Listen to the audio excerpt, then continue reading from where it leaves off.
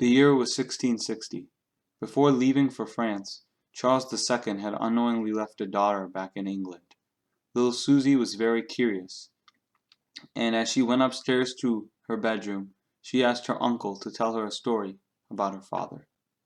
Uncle, can you tell me a story about Daddy? Oh, no problem, Susie. What would you like to hear?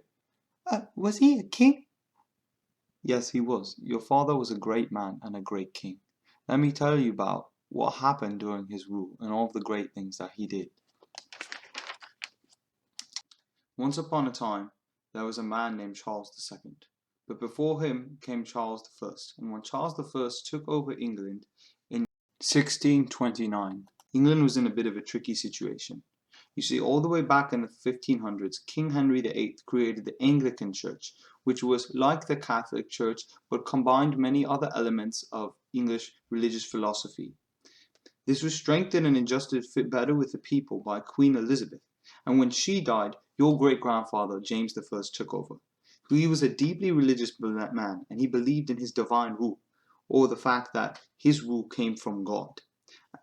But many people didn't like that.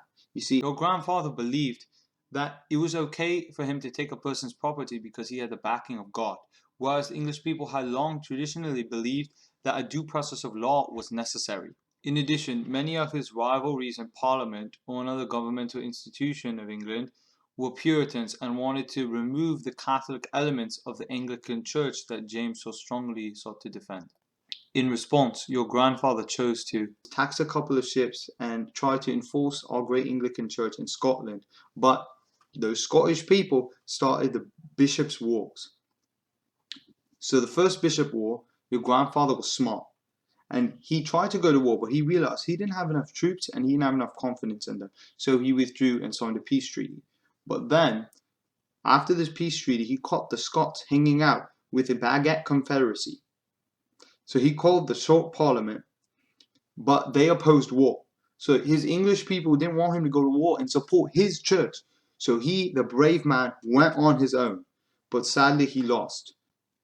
Because of this loss, tensions over property, and religious differences between your grandfather and Parliament, English began to fight in what was known as the English Civil War.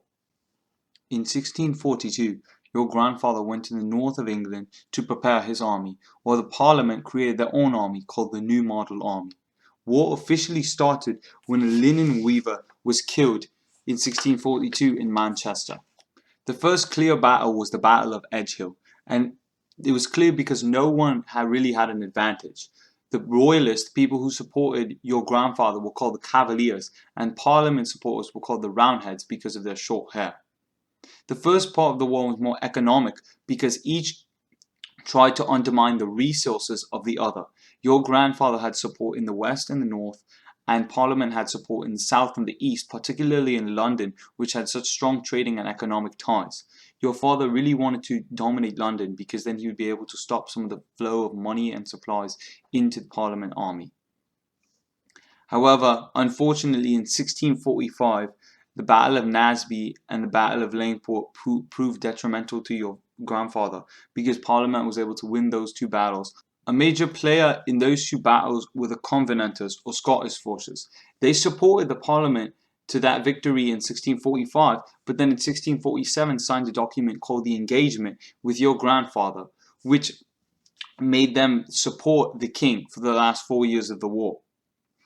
However, in 1647, Oliver Cromwell, leader of the Parliament and strong English figure, captured Charles I in 1647 and removed all anti-Cromwell members from the Parliament and established what was known as the Rump Parliament. He tried your grandfather on court, and sadly, even though your grandfather was such a great hero, the English people executed him and he was put to rest. The war's second part was mainly fought in Scotland, in which the Royalist forces had a victory at the Battle of Dunbar in 1650, but were unable to secure the victory overall, particularly in the Battle of Worcester in 1651, when Oliver Cromwell really asserted his victory. Besides your father leaving, this war had many consequences on English society that still affect you today. In terms of government, Oliver Cromwell gave power to the Council of State and kept some power in the Parliament, creating a Republican type style government, but in reality, he just gained military leadership over the whole country. The Long Parliament, which was established by Charles I in 1640 before the start of the war, enacted the Triennial, which made Parliament a central part of English government and required England to call Parliament every 3 years. In addition, Cromwell divided England into many military districts, keeping them split apart, and only allowed any religion except the Roman Catholicism that your great-grandfather and grandfather tried to defend so hard. It seemed that Cromwell tried to reverse all the things that we had done in the past that made England successful. As a result, the Irish hated England because of this.